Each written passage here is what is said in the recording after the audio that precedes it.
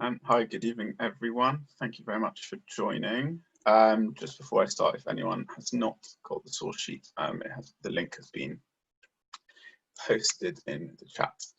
And just before I start as well, if people do have questions as I go through, please do feel free just to take yourself off mute at any point and just give me a shout.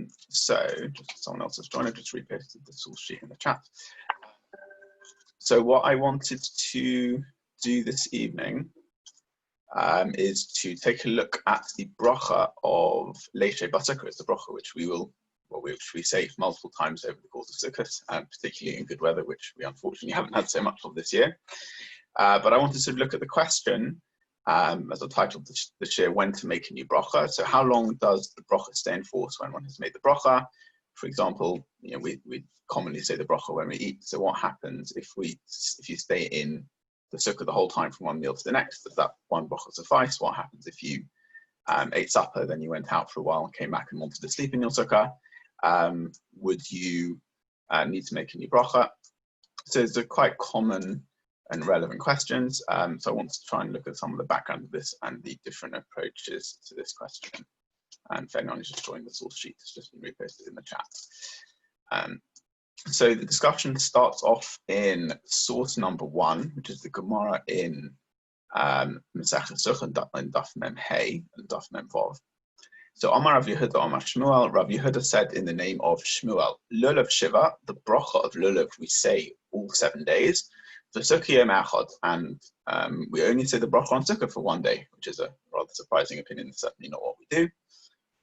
My timer. So what's the reason for this opinion? Lulav the Mitzvah Leilis Miyomim. By the mitzvah of Lulav, you have the nights which interrupt between the days. So Kol Yom Mitzvah B'Apei Nashahu. Each day is a separate mitzvah. So this means that the mitzvah of Lulav is only done during the daytime. It's not done by night, from memory, because it says Lekachtem Lachem B'Yom HaRishon. You should take on the first day. So it's a mitzvah which specifically applies during the daytime. And then, so you have the mitzvah on the first day, then the night time comes, you're not obligated at night, and then the second day comes along and you're re-obligated again. So you have 7 distinct obligations to shake Lulav once on each day. Whereas Sukkah, the Mitzvah Leilis Miyomim, but Sukkah, the nights do not interrupt from the days. In other words, you're obligated to sit in the Sukkah, but to be in the Sukkah at night time just as much as you are in the days. Therefore, Kulchu Shiva Kachad Yoma Aricha Domu. All 7 days of Sukkot are really just like one long day with respect to the mitzvah of Sukkot. So you just have the mitzvah of Sukkot, and that mitzvah can be done any time over the course of the 7 days of Sukkot, and therefore you only make one bracha over the whole of Sukkot. So what this view of Rav Yehuda Amar Shmuel seems to be saying, that the bracha that we make over a mitzvah is a bracha which we say once per opportunity to do the mitzvah.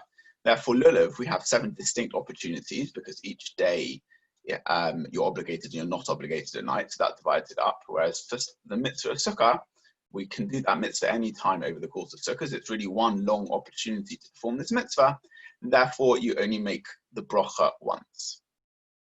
That's the view of Rabbi Yehuda Amar Shmuel. Then Ki also Rabin Amar Rabbi Yochanan, but when Rabin came, he said in the name of Rabbi Yochanan, both for Lulav, we say the bracha all 7 days. So too for Sukkah, we say the mitzvah all 7 days.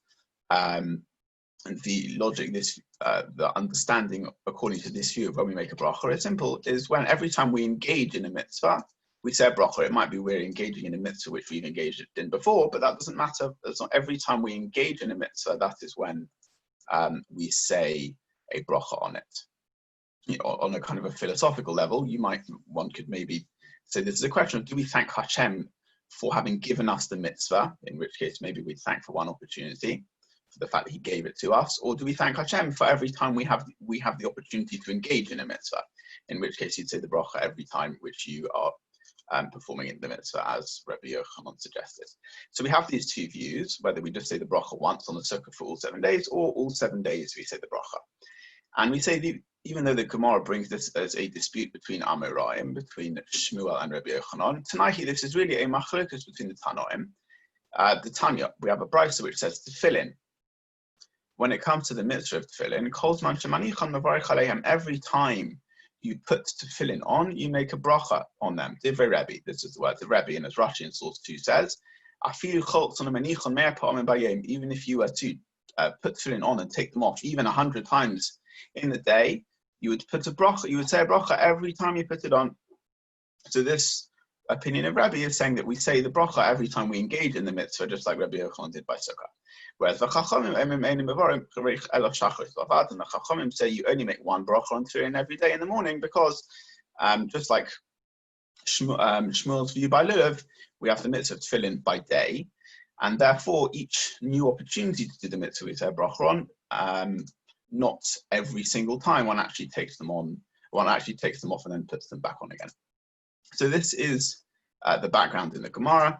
2 approaches as to when one says the mitzvahs. Now, as we all know, we don't say a bracha on Sukkah just once for the whole week. We say a bracha far more than that, and so too by tefillin, under the correct circumstances, if one has taken tefillin off, one says a new bracha and one puts it back on again. So we definitely follow the view that we say a bracha every time we engage in a mitzvah, even if we have engaged with it already.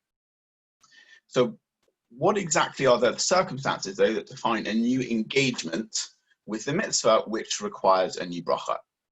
So there are 3 main approaches I want to look at in respect of the mitzvah of Sukkah as to when you'll define to be engaging with it afresh, and which would then obligate one to say a new bracha. So the first approach, and this is probably the most straightforward and simple to understand, is the view explained in source 3 by the Ritva, but also it's also the Psak of the Rambam and the Rif and various other Rishonim as well.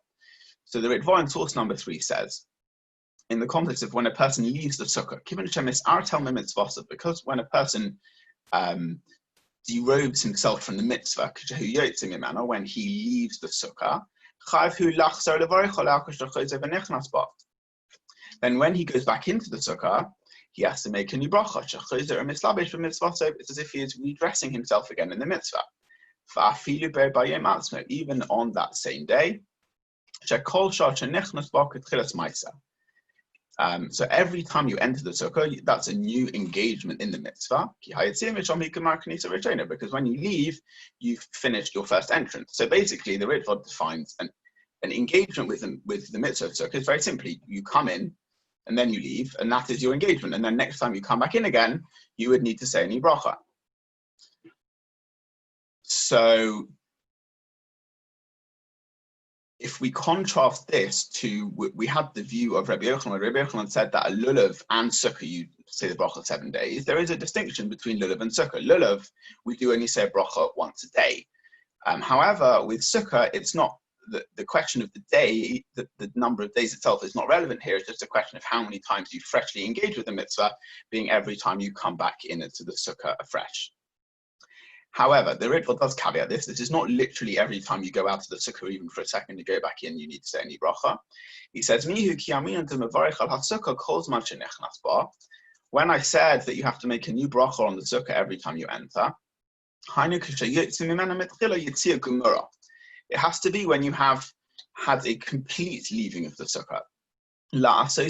So you've stopped sitting in the sukkah and you've gone to engage in some other activity, and you did not have intention to then return immediately. Which is like removing tefillin, where the same thing applies. That if you just take it off momentarily but intend to put it back on, you wouldn't make a new bracha. It's only if you change your focus onto something else in between. If a person only left the sukkah in order to go and quickly speak to a friend, or just to go to bring something into the sukkah, this is not considered leaving the sukkah, to require you to make a new bracha when you come back in. So what the Ritva is doing here is he's distinguishing between what we would consider just an interruption to the mitzvah. So if we're sitting in the sukkah and the phone rings and someone goes to the door and we quickly go and speak to them, we would still consider the primary activity that we're involved in being sitting in the sukkah.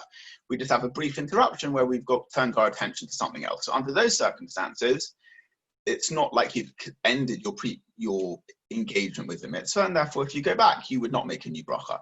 Whereas if you leave the sukkah to focus on something else entirely, to focus on work or Other examples brought up to go to shul, where you've changed the primary activity that you're engaged in, then you've ended your engagement in the mitzvah of sukkah, and you would have to say a new bracha when you return. This is the first opinion, or the first approach to when you need to make a new bracha, and this is also paskin in the Rambam, it's source number 4. Every time you go into the sukkah to dwell in there, you make a new bracha. And the Maggid Mishnah quotes the Ritva, the idea of the Ritva here as well, that the Rambam would agree that if you just had a temporary interruption, you would not make a new bracha when you go back. But if you changed your attention to something else and then you came back into the sukkah, you'd make a new bracha. This is the first approach. And this, as you will have noticed, there's no mention here of the bracha relating to when you wish to eat in the sukkah. It's simply a case of every time you go in and out of the sukkah, then you would make a new bracha. So this view is basically saying that when you're engaged in the mitzvah, that's covered by your bracha, and then when you engage again in the mitzvah, you have to make a new bracha. That is paskin by the Rambam, and then source number 5, that's also paskin by the Vilna Gaon, that the view of the Rif and the Rambam is the main view, that you just make a bracha every time you re-enter the sukkah, whether or not you're eating or engaged in anything else. That is the first approach to when we say a bracha. There's a second approach, which would seem quite surprising to us, I think, brought by the Ritva in source number 6. And he quotes, there were those of our rabbis in France, so referring to some of the authors of Tosfos, that they wrote,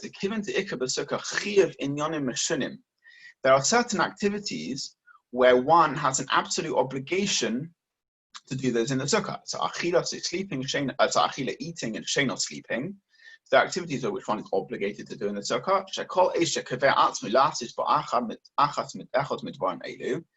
Anytime a person sets himself to engage in one of these activities which is obligated to do in the sukkah, this is like putting a pair of tefillin back on, and he'd be obligated to make a bracha. With the main chiddush being even if he never left the sukkah in the first place. So if a person ate lunch, they said their BaSukkah at lunchtime, they stayed in the sukkah all afternoon, and then they came to eat their supper, they would have to say a new bracha. So what exactly is going on over here? So in source number 7, I have brought the Panini Halacha, which is a contemporary halacha sefer. I won't go into it inside. He's by far the first to say this. But really, in fulfilling the mitzvah of the sukkah, there are different levels. There are certain times where we are absolutely obligated to be in the sukkah. So that is when we're eating a significant meal, when we're sleeping, leaving aside questions of our practice, so we don't sleep in there, but theoretically a person is obligated to be in the sukkah for eating and sleeping. And that is considered an obligation. And then you've got other activities where it's not an obligation to be in the sukkah, but it is nonetheless a mitzvah to be in the sukkah. And these, he says, are activities whereas eating and sleeping are activities we always do at home, and therefore a sukkah in place of our home we'd have to do those in the sukkah. There are activities that we sometimes do at home and sometimes we do elsewhere.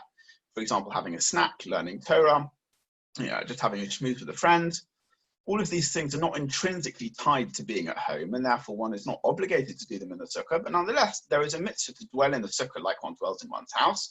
So it's a mitzvah to do these things in the sukkah. So we have different levels. There's times where we're obligated to fulfill the mitzvah of sukkah, and there's times when it's a mitzvah, and if one does it, one will get schar for that, but one is not intrinsically obligated to do that in the sukkah. And what the Chachmei Tzarfas, quoted by the Ritva, are saying is that the bracha of being in the sukkah attaches itself to a time when one is engaging in an activity which one is obligated to do. So at lunchtime, when one was obligated to eat in the sukkah, one says a new bracha. Then the rest of the afternoon, if one was working or chatting with a friend or learning or whatever it was, one was not under obligation to be in the sukkah, and therefore one has, so to speak, interrupted from when one made the bracha originally on the obligation, because now one is no longer engaged in an obligation. And therefore, when one comes around to the next obligation, when one eats one's supper, one would have to say a new bracha, because there has been a gap between when one made the first bracha over an obligation. You then had a period where you weren't involved in a chiyuv in being in the sukkah, and then you're engaged in a new chiyuv in being in the sukkah by eating your supper, and you would have to make a new bracha on that. So this is the second approach, which says that every time you are engaged in a new obligatory activity in the sukkah, you'd make a new bracha, even if you never left. That's the second view. Then we have a third view in source number 8, which is kind of a combines both aspects of the previous two answers to come with a more limited definition of when one needs to say a new bracha on being in the sukkah. And this is in Tosfos in Sukkah Daf Mem Hey on the Gemara which we quoted above. So we said Echad Zeh Echad Zeh Shiva, that we say a bracha on sukkah and lulav all 7 days. So Tosfos points out, as I said before, Ein sukkah v'lulav shavin lebracha. When we said we'd say a bracha on both of them all 7 days, they're not equivalent. On a lulav ein mevarich ela pam achas bayom. You only say a bracha on lulav once a day, as we do. Aval sukkah, but the sukkah, kol emas tenichnas la, every time you enter the sukkah, kadesha yochal v'yishtav v'yoshein, in order to eat, drink and sleep. Even 10 times a day he would make a new bracha. So Tosfos seems to be saying there's a combination of two things you need. You need a new entry into the sukkah. You need to be going into the sukkah afresh. And also you have to be doing it to engage in a purpose which requires you to be in the sukkah. Be that eating, be that sleeping. Now Tosfos adds for yishted drinking here as well. And so I think there's a bit of discussion as to whether Tosfos may be saying there are certain situations where one's obligated to be in the sukkah when one drinks. But in any event, what Tosfos is saying is that you need to have two things in play in order to make a new bracha. You need to have both the fact that you've entered the sukkah afresh, so you've left the sukkah, you've left the mitzvah of sukkah entirely, like we had in the view in the Ritva. And you also can't just be entering the sukkah to engage in an activity which we said is a mitzvah but not a chiyuv, like going to learn or to have a chat. You have to be going in to do an activity which is an obligation. So you need both. These criteria: a new entry into the sukkah and being engaged in an activity which is an obligation. So those are the three main views that one sees in the Rishonim to start with. Either every time one enters and leaves the sukkah, assuming one left the sukkah to be engaged in another activity, one would need to make a new bracha when they return. That's the Ritva, the Rambam, the Rif, etc. Then we have the view of the Chachmei Tzarfas, that even if you are in the sukkah the whole time, but you were engaged in an activity which is an obligation, like eating, and then you were engaged in another activity like learning, which you weren't obligated to be in there, but it was a mitzvah, and then you re-engaged in a chiyuv, you'd have to say a bracha. And then we have the third view in Tosfos, which says that you have to both be re-entering the sukkah having left it after your previous bracha, and you also have to be re-entering to an activity which is an obligation. So far so good. Anyone have any questions on those before we move on? Take yourself off mute if you do. Okay, so assuming not, let's move on to the fourth opinion, which is the view of Rabbeinu Tam. And this view is worth significant consideration because this is the view brought in Shulchan Aruch and is how most people normatively paskin. So Rabbeinu Tam is brought in the Rosh in the Gemara and Sukkah and is also quoted by the Rosh son, the Torah, in Hilchot Sukkah, Siman Tov Reish Lamed Tes. So for Rabbeinu Tam period, this is source number 9. Rabbeinu Tam explained,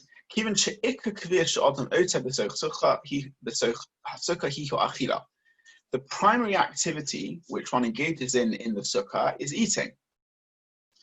Mavarich al ha'achila, he makes a bracha when he eats, and then that bracha poter kol hadavarim afilu hashena. That bracha that you say, or Leshev BaSukkah that you say you eat, exempts you across all other activities that you do, even sleeping. And this is even though that sleeping in the sukkah is actually a greater obligation than eating. A person is allowed to have a snack outside the sukkah, but a person is not allowed to just have a quick nap outside the sukkah. which leads to all sorts of interesting discussions around people nodding off during shiurim, but that's for another time. Because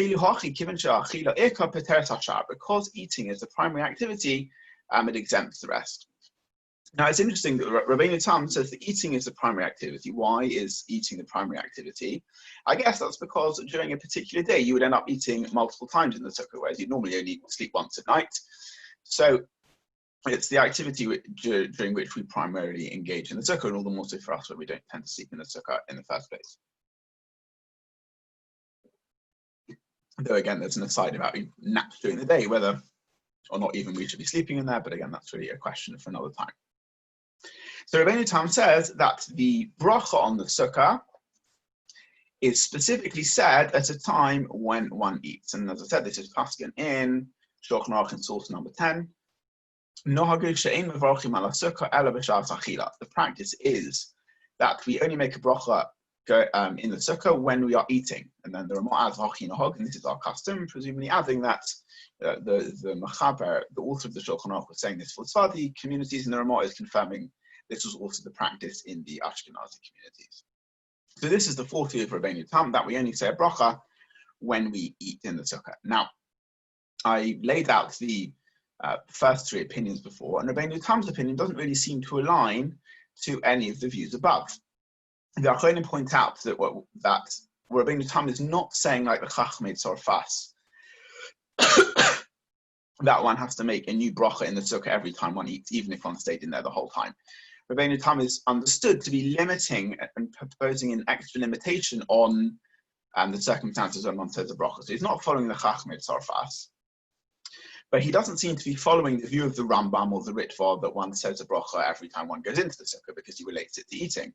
Nor does he really seem to be saying like the view in Tosfos, who says you say it every time you go in to eat and sleep, because Rabbeinu Tam says, well, you don't say it when you sleep, you only say it when you eat. So the question is, which opinion does Rabbeinu Tam's view align to? And there are two main approaches in the Achronim as to what exactly the logic for Rabbeinu Tam's opinion is. Because one could say maybe it doesn't need to align with any of the previous opinions, which might be fair. But again, we have to understand what's the logic for that. Why, if the Achronim have said that every time that Rabbeinu Tam agrees that he's not like the Chachmei Tzorfas, that you make a new bracha when you eat in the sukkah, even if you stayed in the whole time. If he doesn't say that, you only say a bracha when you've left the sukkah and then come back to eat. So why would you not say a bracha when you come back to sleep? What's the logic for that? So we have to understand exactly where Rabbeinu Tam's view comes from. And as I say, as we paskin like it, this becomes relevant for us in terms of how the circumstances under which we say our bracha. So the Taz in source number 11 is going back on the comments of the Shulchan Aruch that the practice is only to say a bracha when we eat. And he's somewhat limited, and he says, nearly, it appears to me, if a person has the intention that he's not going to eat bread all day, where bread is the primary thing which obligates one to eat in a sukkah. For culture came Mishem is anetanis chalim b'sukkahs, and all the more so a person who is fasting a fast for a bad dream. So generally one is not allowed to fast over sukkahs because it's a mitzvah simchas yom tov. But if a person had a bad dream, he may be allowed to engage in a tanis chalim. So he knows he's not going to eat at all. So either he knows he's not going to eat bread, which obligates him in the sukkah, or he's just not going to be eating at all. So according to Rabbeinu Tam, you might think, well, he's not going to make a bracha then if he goes into the sukkah because he's not eating. But the Taz says no. The Til, he is obligated to say a new bracha every time he goes into the sukkah, even if that's only Latil, even if that's just to spend time in there. He's not obligated to be in there when he goes in, but if he goes in, spends an hour in there, learns, has a shmooze, goes out, engages in something else and comes back again to sit in there for another hour or two, each time he goes in and out, he'd have to say a new bracha, going back and falling back on the opinion of the Rambam and the Ritva that every time you go into the sukkah, you'd have to make a new bracha. Because on that day he's not doing any eating. Hadrin on Ledin HaTalmud, we go back to what he calls the din of the Gemara, which by which he presumably means the most straightforward understanding of the Gemara about when one would say a bracha, which is like the Ritva and the Rambam. That he would make a new bracha every time he goes in to dwell in that. And so why is the Taz confident that Rabbeinu Tam would agree in these circumstances that you say a bracha every time you go in? So he says, well, what's the reason of Rabbeinu Tam? And this is based off the wording in the Rosh. The ha'ikah hatam, the main reason for Rabbeinu Tam, who says that we say the bracha on eating, is shachilas patu ikah, that we said that the eating of bread is the primary activity that one engages in the sukkah.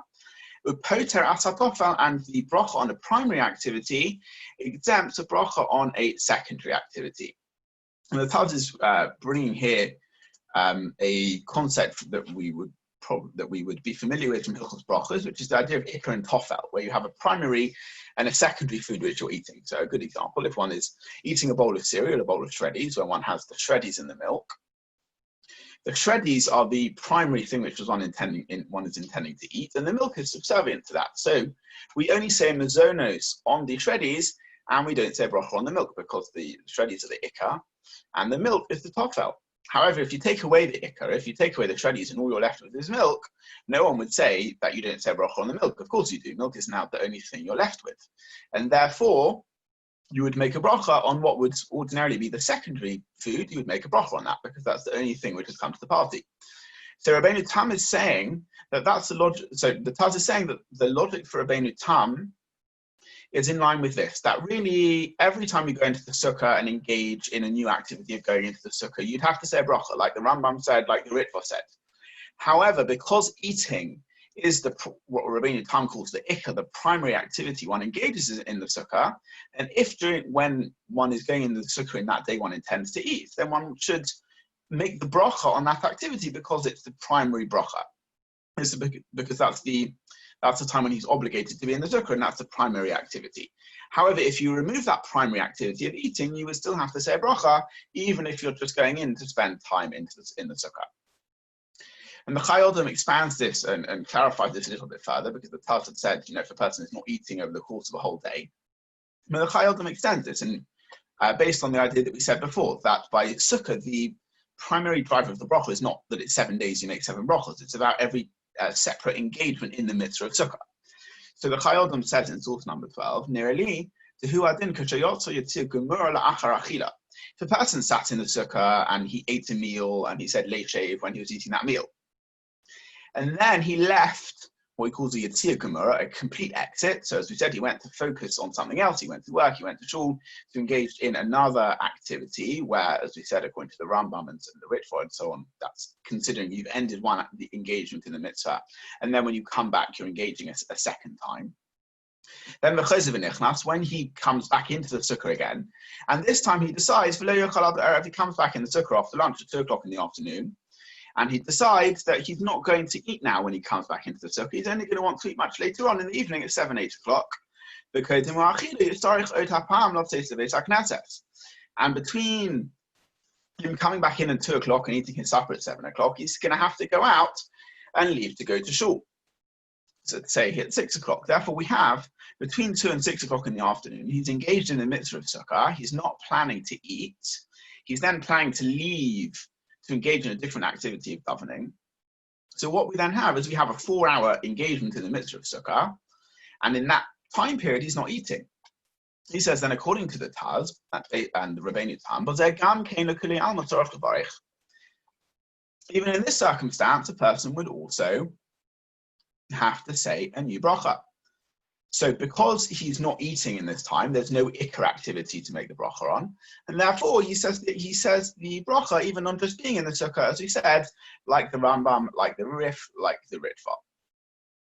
So according to this first understanding of the view of Rabbeinu Tam, as we said, really Rabbeinu Tam fundamentally agrees that every time you re-engage in the mitzvah of being in a sukkah, eating, not eating, it doesn't matter, one would still have to say a bracha. However, because eating is the primary activity, so we reserve our bracha, I guess, to give an extra importance to the bracha. We reserve that for the time when we eat during that time slot when you're in there, because that's a primary activity. But if you're not eating during this engagement, you would still say a bracha. And this is paskened by Rav Shlomo Zalman Auerbach in source number 13, where he says, if a person goes into the sukkah just with intention to sleep in the sukkah, he's already eaten his supper, he's already went out to shul, whatever it was, he's coming back in now and he just plans to sleep. He says the bracha of Leshev BaSukkah, even though he is not eating. So if you're going in the sukkah just to sleep, you would say a bracha, and this is in like this. Rav Shlomo Zalman is not disputing the fact that we follow the view of Rabbeinu Tam, who says that we make a bracha when we eat. He's just following in the line of the Taz and the Chai Odom, that if in your current time period where you're in the sukkah you don't plan to eat, you would still make a new bracha. And this has other ramifications as well. So we know that a person is only obligated to sit in the sukkah if he's eating a pat bread of a kibetza or eating the zonot of a kibetza. But for example, if one comes back from shul, and one just wants to have cornflakes for breakfast, which are done, and then before he goes off to work, and you go in the sukkah, so you would be obligated to be in the sukkah just because of eating the cornflakes, because they're only ha'adama. Nonetheless, you would still say a bracha of Leshev BaSukkah according to Rav Shlomo Zalman when you go in to eat, because you're not doing any other eating during this time. It's only this one eating on your breakfast of the cornflakes, and even though you're not obligated to be in there, as we said, every time you go into the sukkah, you have to make a bracha, and if it doesn't tie itself to an obligation of eating bread or eating the zonot, you'd still say a bracha, even if you're just eating your cornflakes. This is the first explanation of the view of Rabbeinu Tam. However, there is a second approach to understand what Rabbeinu Tam means. According to the first approach, when Rabbeinu Tam said you only make a bracha when you eat, it didn't actually mean you only make a bracha when you eat. It just means when you're eating, when you're going to eat, you reserve your bracha for being in there. But there is a second approach to Rabbeinu Tam, which says no. When we said you only make a bracha when you eat, that literally means you only ever make a bracha when you eat, and at no other time. And this is brought out by the Mama Mordechai, one of the Achronim on Shulchan Aruch, in source number 15. So he goes over Chosov for Rav Taz, so he quotes the Taz who said, if you didn't eat, you would still make a bracha. He says, I have a response to the Taz. I would rebut this. To Imkain, if a person doesn't eat at night, he would have to say a bracha on sleeping. And any time he goes in and out at the night time, he would have to make a new bracha, which is exactly what we've just said. He says, we never heard this. And maybe to sharpen this point a little bit, all of the Rishonim and the Torah and the Shulchan Aruch, when they bring Rabbeinu Tam, they never mention such a distinction. To say when you're not eating, you still have to make a bracha if you're just sleeping or engaging in any other activity. But none of them say that. Therefore, it seems that Rabbeinu Tam Zal, according to Rabbeinu Tam, which we follow,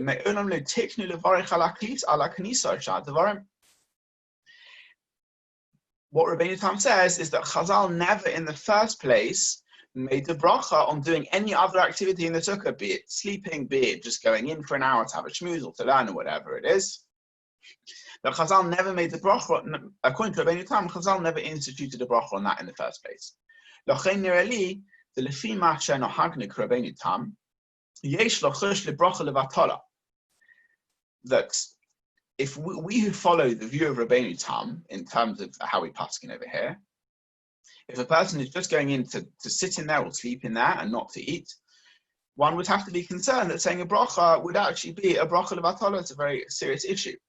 When a person shouldn't just make a bracha every time they go in and out of the sukkah.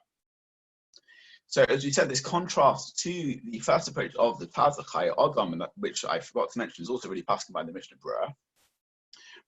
The Mama Mordechai is saying, no, when Rabbeinu Tam said you only make a bracha when you eat, that's what he meant. You only make a bracha when you eat, not if you go in the sukkah to do anything else. So if you, in our example, you went to Mincha at 2 o'clock, came back home, and then we're going out tomorrow for whatever, or going out later at 6 o'clock before you eat supper, on that 4-hour period, you simply would not make a bracha. And this view of the Mama Mordechai is paskin by the Shulchan Aruch Harav, in source number 16. So he says, the Birkas Leshev BaSukkah Birich al Achila Shachris. The bracha of Leshev BaSukkah, the person said when eating breakfast, he poteres es hashasiyah shel this exempts any other drinking a person does when one was in there. V'chein he poteres es hasheno, it also exempts sleeping, v'til BaSukkah, or any time one just spends in the sukkah, kol hayom, the whole day. One doesn't need to make a bracha on them. Even if a person left the sukkah after eating. And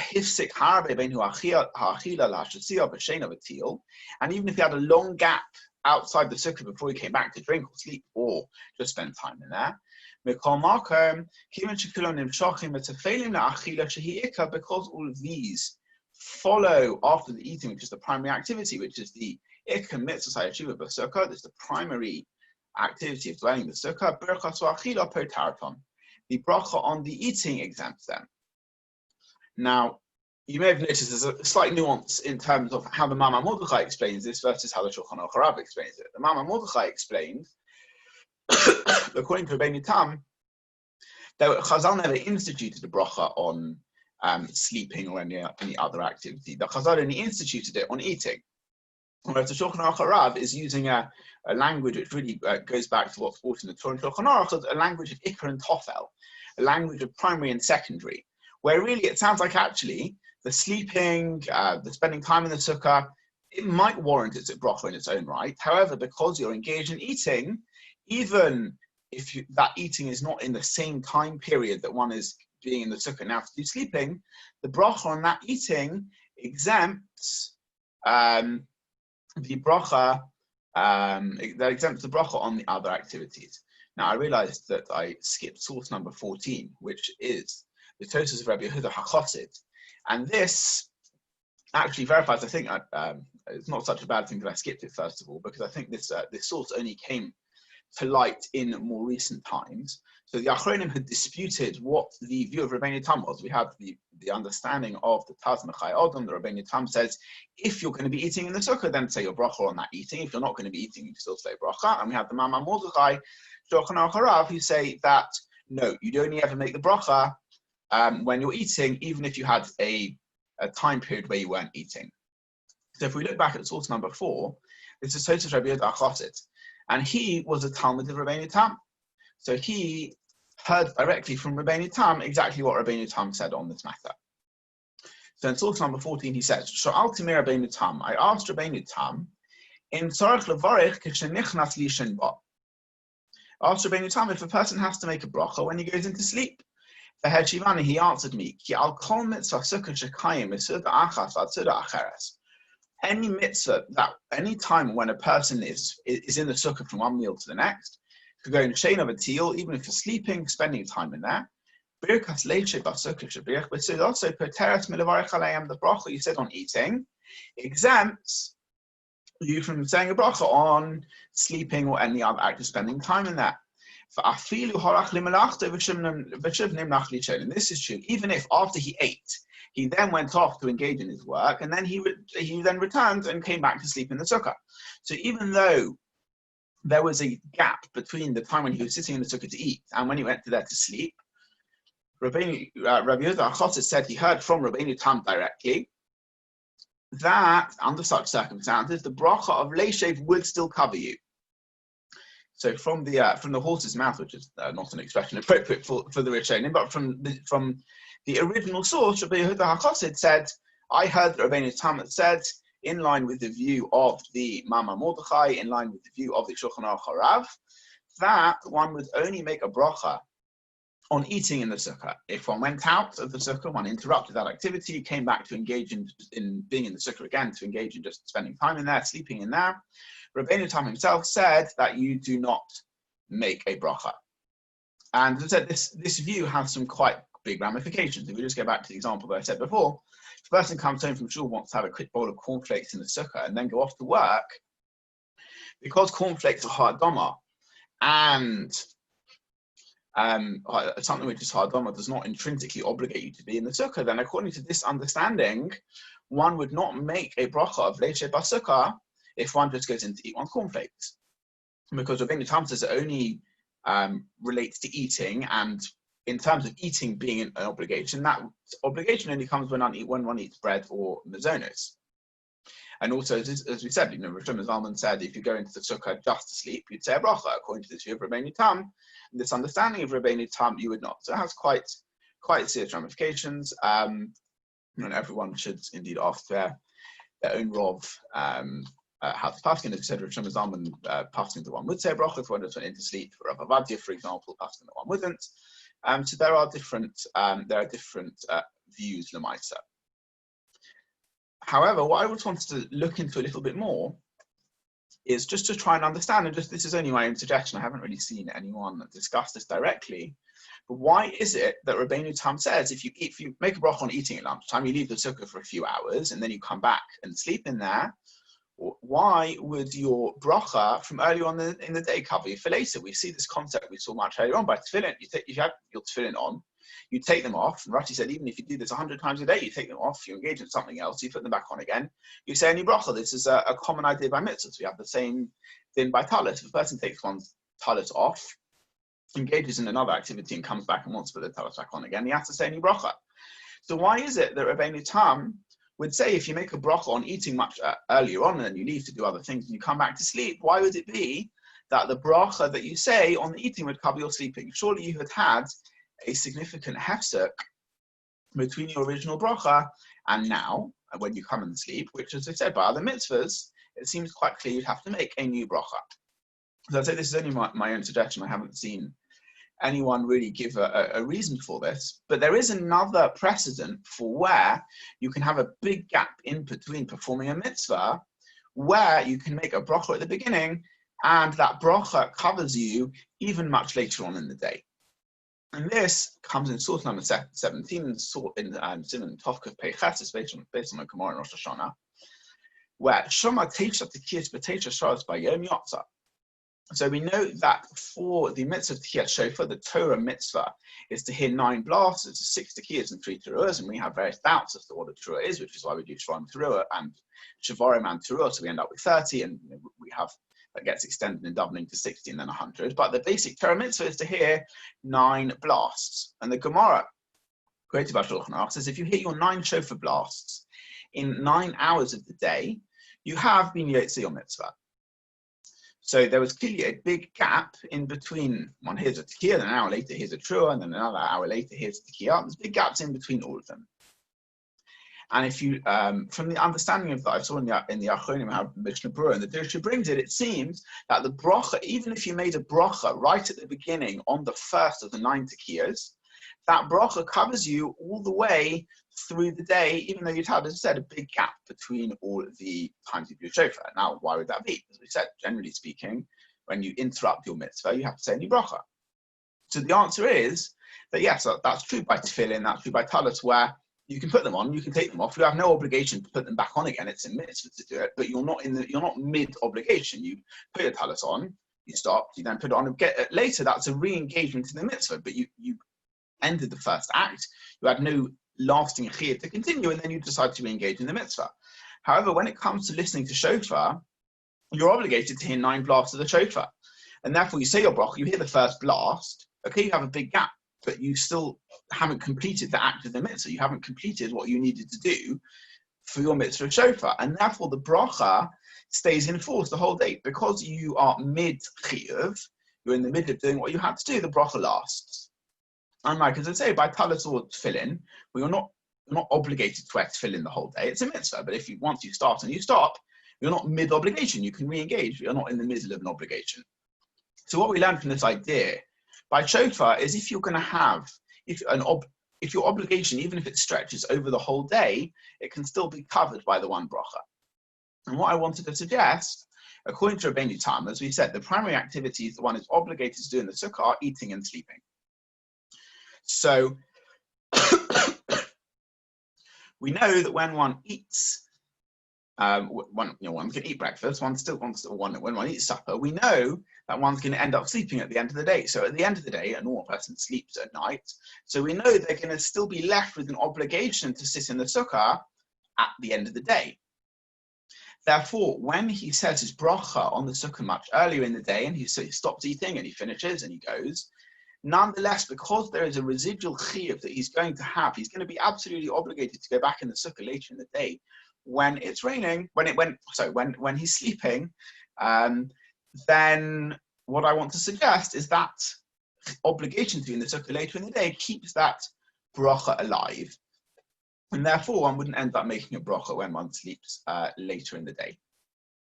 Now, okay, well, you'll ask us all very well, but if he says his bracha at breakfast time, why doesn't that bracha at breakfast cover him for lunch, cover him for supper?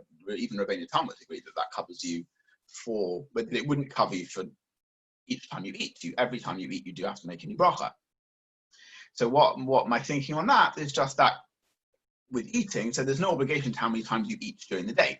The only thing that's keeping the bracha alive is the sleeping that you do at the end of the day, because that, as I said, is an obligation that you're definitely going to have. And therefore the bracha is only kept alive, per the idea of the 9 shofar blasts, is only kept alive in respect of the sleeping, and it's not kept alive in respect to the eating, which a person may end up doing at different points in the day. And therefore, when one decides to eat again, one would have to make a new bracha.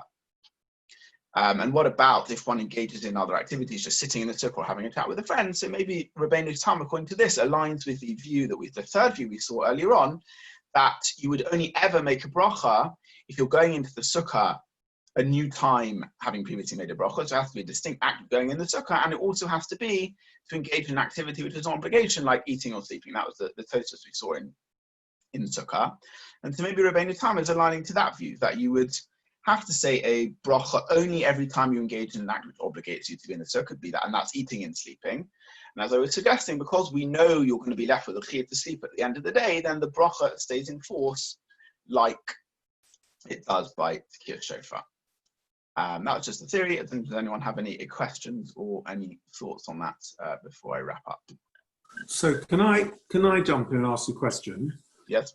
And that is, if you have your lunch and you come home from shul on Yom Tov, you've had your lunch, you made your bracha Leshev, and you fall asleep.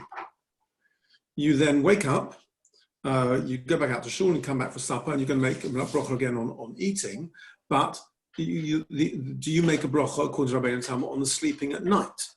Because you've already slept once during the day and your first Leshev covered you. So has that covered you for the second sleeping of the night time? Because you were done with sleeping once. So it's an interesting question.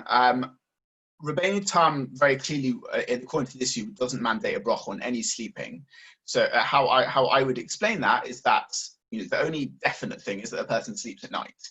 A person may or may not choose to sleep during the day, but it's definite that if you sleep during the night, and if you go with the model that I said, because we know you're definitely going to sleep at night, and that was kind of an intrinsic part of your obligation of the day, therefore the bracha would stay in force even according to that. But certainly kind of Lamaita, according to the second understanding of Rabbeinu Tam, that you only say bracha when you eat, you would only ever make a bracha when you eat, not when you sleep. I don't know if that made sense, but that's how I would conceptualize it.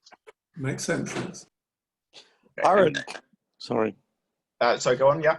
Yeah, can I ask? I don't think you addressed this. I don't think you addressed the situation, and maybe it's obvious, but I'm interested in your interpretation. In one sitting, you go in to learn, knowing that you're going to have a hamotzi, say half an hour later.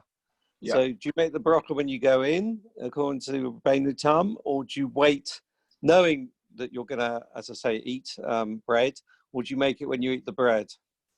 That's actually an excellent segue into source number 18. So I won't answer yet. I will do source number 18, and then that will hopefully cover the question.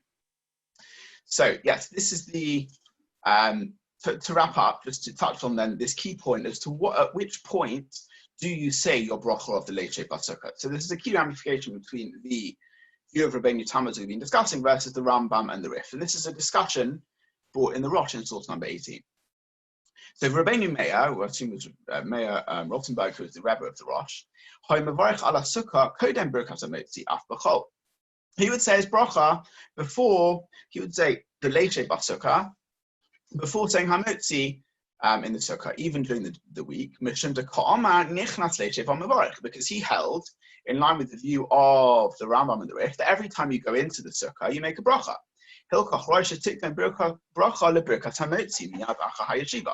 So you would want to say your bracha of Leshev BaSukkah before Hamotzi as soon as you sit down and get into the Sukkah. So that's according to the view that it's not the eating which obligates you in being in the Sukkah, just the being in there. You'd want to say that bracha straight away. And that's not what we do. And there's the Rosh says, this is not how people practice. So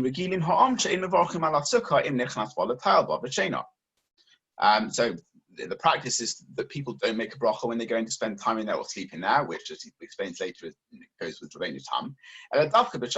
We specifically make the bracha at the time when we're eating. First of all, the person would say Hamotzi, and then only after saying the Hamotzi, you would say the Leshev BaSukkah, which is what we do. So what you're doing is you're saying your Hamotzi, and then you're demonstrating that it's specifically because of the eating that I'm required to say a bracha, and therefore I can say my Leshev after my Hamotzi, because I'm showing it's the Hamotzi which is triggering the Leshev. It's not a hefsek, because the Leshev BaSukkah relates specifically to the eating.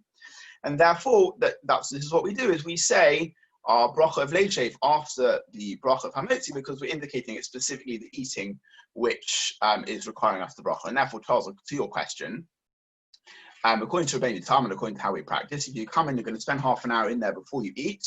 You hold off saying your bracha until you eat. You then say the bracha on the food, and only afterwards you then say your Leshev BaSukkah. And that is, certainly. That's uncontroversial according to either understanding of Rabbeinu Tam, where if you know you're going into the sukkah and at some point when you're in there, you're going to eat, because the eating is the primary activity, you would delay your bracha until you get around to that. So just to wrap up and see if there's any more questions.